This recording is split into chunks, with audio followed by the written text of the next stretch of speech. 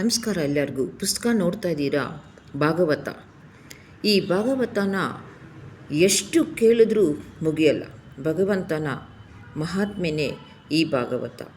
ಈ ಭಾಗವತದ ಒಂದೊಂದು ಸಣ್ಣ ಸಣ್ಣ ಕಥೆಗಳನ್ನು ಮಾತ್ರ ನನಗೆ ಹೇಳೋಕ್ಕಾಗತ್ತೆ.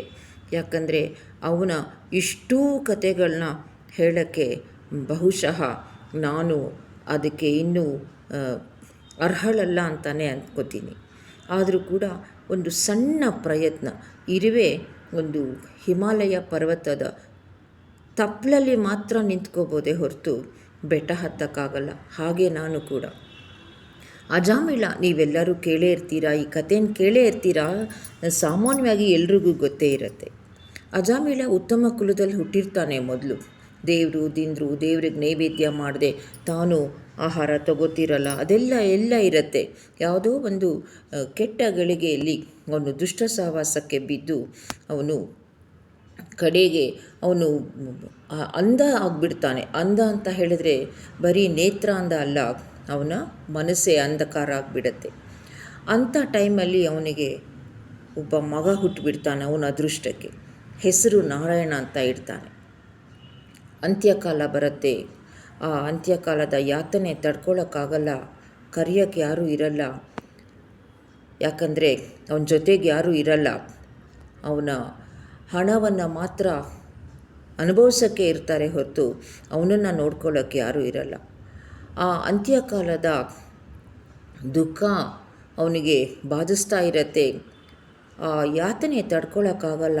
ನಾರಾಯಣ ನಾರಾಯಣ ಅಂತ ಕರೀತಿರ್ತಾನೆ. ಅದು ಅವನ ಮಗನ ಹೆಸರು.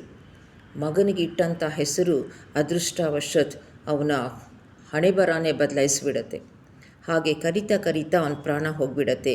ಪ್ರಾಣ ಹೋಗಿದ ತಕ್ಷಣ ಯಮದೂತರು ಅವನನ್ನು ಎಳ್ಕೊಂಡು ಹೋಗೋಕ್ಕೆ ಬಂದಾಗ ತಕ್ಷಣವೇ ವಿಷ್ಣುದೂತರು ಬರ್ತಾರೆ. ಅರೆ, ನೀವು ಯಾಕೆ ಬಂದಿದ್ದೀರಾ? ಇವನು ನರಕಕ್ಕೆ ಬರೋ ಅಂಥ ಆತ್ಮ ಇದು ಅಂತ. ಆಗ ವಿಷ್ಣುದೂತರು ಹೇಳ್ತಾರೆ, ಇಲ್ಲ ಇವನನ್ನು ಸ್ವರ್ಗಕ್ಕೆ ಕರ್ಕೊಂಡು ಹೋಗಬೇಕು ಅಂತ ಆಜ್ಞೆ ಆಗಿದೆ ಅಂತ. ಆಶ್ಚರ್ಯ, ಇವನು ಬದುಕಿರೋ ತನಕ ಒಂದು ಒಳ್ಳೆ ಕೆಲಸನೂ ಮಾಡಲಿಲ್ಲ ಅಂತ. ಆಗ ಹೇಳ್ತಾರೆ, ಅವನು ಸಾಯೋ ಕಾಲದಲ್ಲಿ ಅಂತ್ಯಕಾಲ ಸ್ಮರಣೆ ಒಂದು ನಾರಾಯಣ ಆಗಿತ್ತು, ಅದೊಂದೇ ಸಾಕಾಯಿತು ಅವನನ್ನು ಸ್ವರ್ಗಕ್ಕೆ ಕರ್ಕೊಂಡು ಹೋಗೋಕ್ಕೆ ಅಂತ.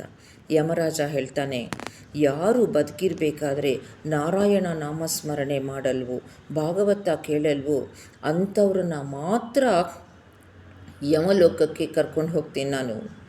ಯಾರು ಈ ಭಾಗವತ ಕೇಳಿರ್ತಾರೋ, ವಿಷ್ಣು ನಾಮ ಸ್ಮರಣೆ ಮಾಡ್ತಾರೋ, ನಾರಾಯಣನ ಸ್ಮರಣೆ ಮಾಡ್ತಾರೋ, ದೇವರ ಕಾರ್ಯಗಳಲ್ಲಿ ಭಾಗವಹಿಸ್ತಾರೋ ಅಂಥವರು ಯಮಲೋಕಕ್ಕೆ ಬರೋಕ್ಕಾಗಲ್ಲ. ಯಮದೂತರು ಅವರನ್ನು ಮುಟ್ಟೋಕ್ಕಾಗಲ್ಲ ಅಂತ.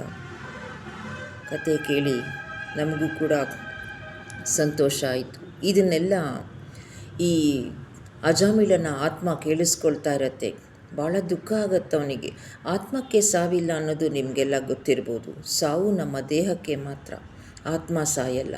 ಆತ್ಮ ಪರಮಾತ್ಮನ ಆದೇಶದಂಗೆ ಎಲ್ಲಿಗೆ ಹೋಗಬೇಕೋ ಅಲ್ಲಿಗೆ ಹೋಗ್ತಾ ಇರಬೇಕು. ಯಾವ ದೇಹಕ್ಕೆ ಸೇರ್ಕೋಬೇಕೋ ಆ ದೇಹಕ್ಕೆ ಸೇರ್ಕೋತಾ ಇರಬೇಕು. ಆತ್ಮಕ್ಕೆಂದು ಸಾವಿಲ್ಲ. ಈ ಆತ್ಮ ಕೇಳಿಸ್ಕೊಂಡು ಭಾಳ ಪಶ್ಚಾತ್ತಾಪ ಆಗತ್ತೆ.